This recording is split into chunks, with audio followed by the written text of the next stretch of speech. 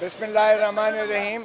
सबसे पहले मैं समझता हूँ कि जो जुल्म और बर्बरियत इसराइल ने गज़ा में रवा रखी हुई है, जिसमें उन्होंने फलक शगाफ इमारात को फलक ज़मीन बोस कर दिया है, और जिसमें उन्होंने बुज़ुर्गों को, औरतों को, बच्चों को जो शहीद किया है, एक जेनोसाइड वहाँ जो है किया जा रहा है। मुस्लिम उम्मा को चाहिए कि वो ज़्यादा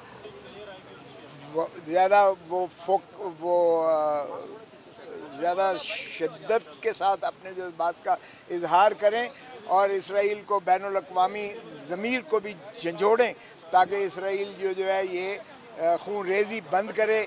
और जिस अगर इलाके से और वतन से अगर फ़लस्तीनियों को बेघर किया जा रहा है, तो ये जुल्म की और बर्बरियत की इंतहा की जा रही है। यूनाइटेड नेशंस को भी शर्म आनी चाहिए कि यूनाइटेड नेशंस हो या सुपर पावर्स हों, कोई भी हो, उनको कोई हक नहीं है कि इस तरह से लोगों के घरों में घुस कर उनको जो है इस तरह से मारे।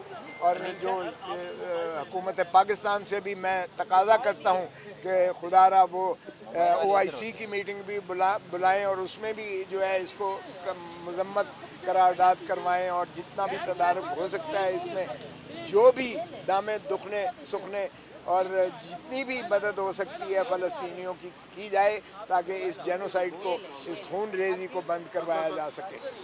आज के जो मुकदमा के हवाले से मोहतरम इमरान खान साहब की आज पिटीशन थी, मैंने क्वाशमेंट के लिए की हुई थी कि ये साइफर का मुकदमा जो है ये पाकिस्तान के 25 करोड़ अवाम की इज़्ज़त और वक़ार और नामूस का जनाजा निकालने के मुतरादिफ है, क्योंकि एक वो शख्स जिसने जो है पाकिस्तान की इज़्ज़त और वक़ार की खातिर वो डोनाल्ड लू की उस ख्वाहिश को, उस साइफर को, जो उन्होंने जो है हमारे मजीद एम्बेसडर को कहा था कि अगर तुम पाकिस्तान के वज़ीर आज़म को चलता करोगे तो अमेरिका तुम्हें माफ़ कर देगा, उसकी उन्होंने जो है न सिर्फ नेशनल सिक्योरिटी काउंसिल में ले जाके और ये मजम्मत करवाई कि ये ब्लैटेंट इंटरफेरेंस है into the affairs of Pakistan, बल्कि उन्होंने एक स्ट्रॉन्ग डिमॉश लिखा। और बाद में हमने देखा कि उसी तरह जिस तरह शहीद जुल्फ़िकार अली भुट्टो को हेनरी किसिंगर ने जब धमकी दी थी, और भुट्टो साहब ने जो है राजा बाजार में वो लहराया था कि ये देखो मुझे हेनरी किसिंगर ने धमकी दी है कि अगर तुमने पाकिस्तान के लिए एटम बॉम्ब बनाना बंद न किया तो तुम्हें इबरत का निशान बनाएंगे। हमने उस वक्त भी हेनरी किसिंगर को तो कुछ न कहा, हमने अमेरिका को तो कुछ न कहा, ज़ियाउल हक और मौलवी मुश्ताक ने जुल्फ़िकार अली भुट्टो को, हमने उनको फांसी देकर लहद में उतार दिया। तो ये आज मैंने यही कहा, मैंने कहा जी कि आज ही के दिन 16 अक्टूबर 1951 को लियाकत अली खान जो पहले वज़ीर आज़म पाकिस्तान के थे, उनको भी एक साजिशी तौर पर शहीद कर दिया गया था। आज भी तिश्ना है कौम, वो सुनना चाहती है कौन से उनके कातिल, कौन से अवामिल थे जिस वजह से पाकिस्तान के पहले वज़ीर आज़म, जिसकी दयानत और अमानत की यानी आप कस्में खा सकते हैं कि एक नवाब जो हिंदुस्तान में सारी जायदाद और जागीर छोड़ कर आया था, जब मरा है तो बुनैन उसकी फटी हुई थी, और उसे सैकड़ों दफ़ा कहा गया कि आप जो है अपना क्यों नहीं अप्लाई करते जो आप पीछे जागीरें छोड़ कर आए हैं। तो उन्होंने कहा जब तक एक भी शख्स जो मुहाजिर होकर आया है उसको क्लेम नहीं मिल जाता मैं अप्लाई नहीं करूँगा। और उन्होंने अपनी सारी जायदाद जो है वो एक ढेला ने अप्लाई किया, और दयानत का ये आलम था कि उनकी बुनियाद फटी हुई थी जब वो मरे हैं। ऐसे में अगर हमने इसी तरह अपने कायदीन को, भुट्टो को हमने शहीद कर दिया, रानी शहीद बेनज़ीर भुट्टो को हमने शहीद कर दिया, और क्या इमरान खान को भी हम फिर वही जो है ताबेदारी और ग़ुलामी करते हुए तकलीद करने जा रहे हैं। तो मैंने यही अर्ज़ किया कि खुदारा देखिए, कौम हमेशा आपसे मुतमन्नी होती है, और हमने मौलवी तमीज़ुद्दीन के केस से शुरुआत की है, अदलिया से मायूसी भी हुई है, लेकिन हर दफ़ा तारीख़ आपको मौका देती है। अब भुट्टो की दफ़ा भी तारीख़ ने मौका दिया, बेनज़ीर का भी तारीख़ का मौका दिया, लियाकत अली का भी तारीख़ ने मौका दिया, मौलवी तमीज़ुद्दीन का, लेकिन तिश्नगी है खुदारा آئیے اٹھیں آپ جو ہے آپ قوم آپ سے متمنی ہے کہ آپ قوم کو انصاف دیں, لوگوں کو بنیادی حقوق دیں, آئین پر عملداری کروائیں, کیونکہ اس وقت جو ہے سرزمین بے آئین بن چکی ہے پاکستان.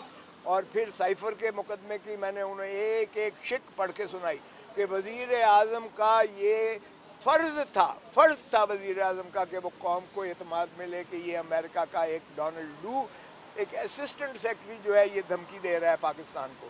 تو یہ انہوں نے اپنے کار سرکار کی ادائیگی میں انہوں نے اپنا فرض پورا کیا جب قوم کو یہ جو ہے اعتماد میں لے کر ان کو بتایا. تو اس میں کون سا جرم ہے؟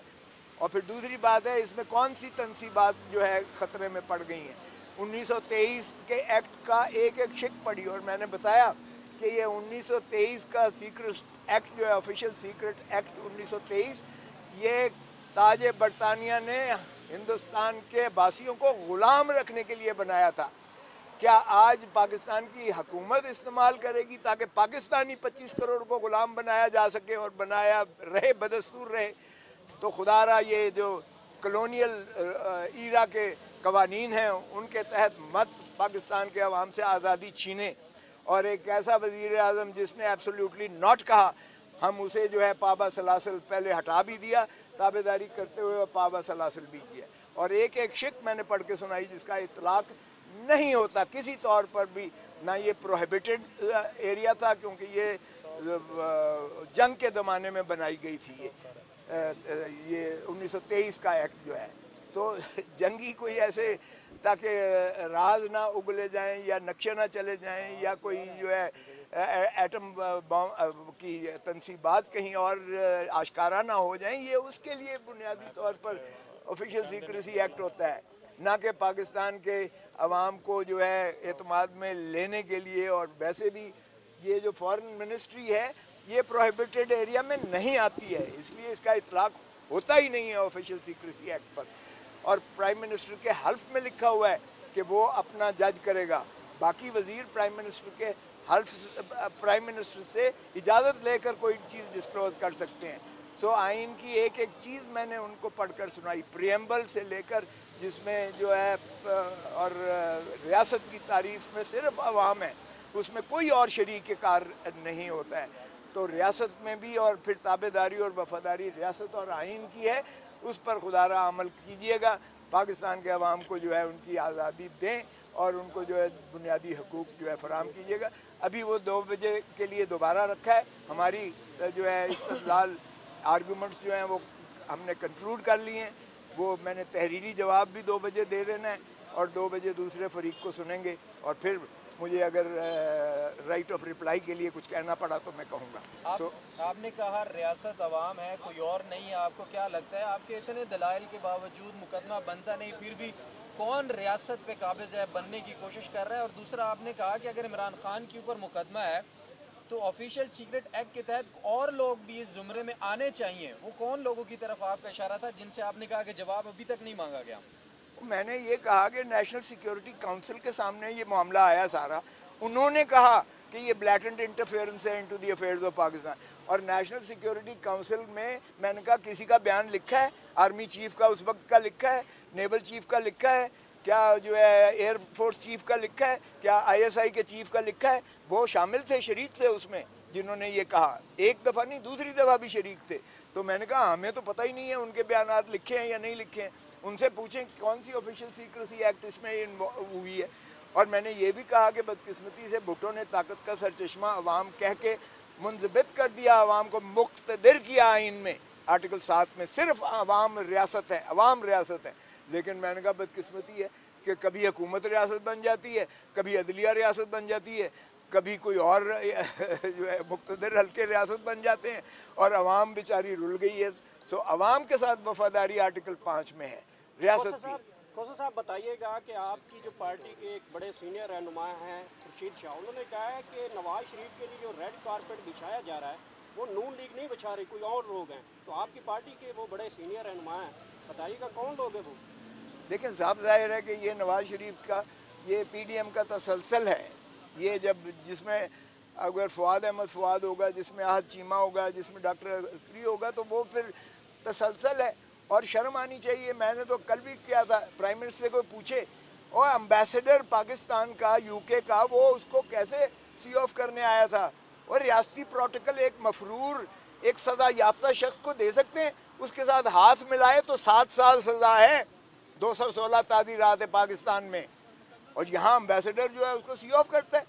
تو یہ اندھے کو بھی نظر آ رہا ہے, کیا دکھانے کی کوشش کر رہے ہیں کہ نواز شریف کو ہم 4تھی دفعہ وزیر اعظم بنانے جا رہے ہیں.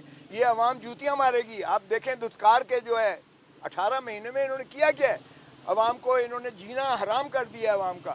نواز شریف آئے گا تو دودھ کی ندیاں بہہ جائیں گی, نواز شریف آئے گا تو لوٹ مار کر کے دھرتی ماں کا جو کچھ بچا ہے وہ بھی لے جائے گا, اگر نواز شریف کو دوبارہ آپ نے اقتدار دیا تو. عوام کو ریلیف کیا, 40 میں پیٹرول لیٹر کم کیا, آپ اس کو بھی بھائی نواز شریف کا اس سے کیا تعلق ہے؟ وہ دنیا بین الاقوامی طور پر ریٹ جو ہے تیل کا وہ فکس ہوتا ہے. اگر بین الاقوامی طور پر ریٹ گر گیا ہے تو یہ انہوں نے کون سا احسان کیا ہے پاکستان پر؟ تو اس میں نواز شریف کا کیا تعلق ہے؟ نواز شریف کو گھسیڑ کے بیچ میں لے آئے. یہ تو اسحاق ڈار نے بھی کہا تھا, میرا نام ہی سنا ہے آنے کا تو ڈالر گر گیا ہے. صاحب نے کہا تھا 45 میں لیٹر پیٹرول کر دوں, وہ بیان کہاں پہ ہے آج کل؟ وہ بھی بکواس کرتا تھا.